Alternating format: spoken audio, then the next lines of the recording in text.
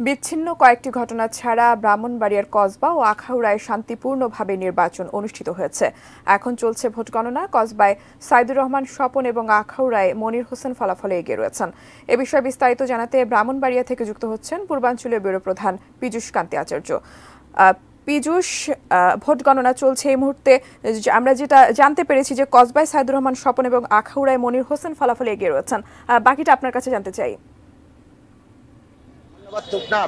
টুম্পা, আপনি সঠিক বলেছেন যে কসবাই সাইদুর রহমান স্বপন কিন্তু এগিয়ে আছে, এবং এখানে একটু বলে রাখি, সাইদুর রহমান স্বপন কিন্তু বর্তমান আইনমন্ত্রীর ফুফাতো ভাই, এবং আখাউড়ায় মনির হোসেন এগিয়ে আছে।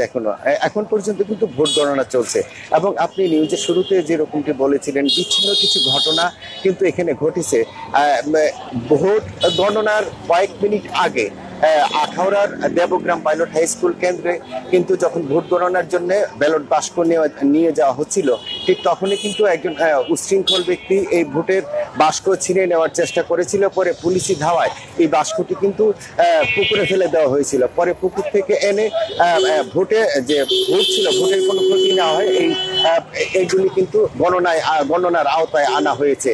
এখানে আরো একটি তথ্য দিয়ে রাখি, কসবার বেশ কয়েকটি কেন্দ্রে কিন্তু ছোটখাটো কিছু বিচ্ছিন্ন ঘটনা ঘটেছে, এবং বেশ কয়েকটি কেন্দ্রে কিন্তু নির্বাহী ম্যাজিস্ট্রেট যারা ছিল, এই নির্বাহী ম্যাজিস্ট্রেটরা জাল ভোট দেওয়ার জন্য অনেকে আবার ভোট দিয়ে মোবাইলে ছবি তোলার অপরাধে কিন্তু এখানে বেশ কয়েকজনকে কিন্তু এখানে সাজা দেওয়া হয়েছে।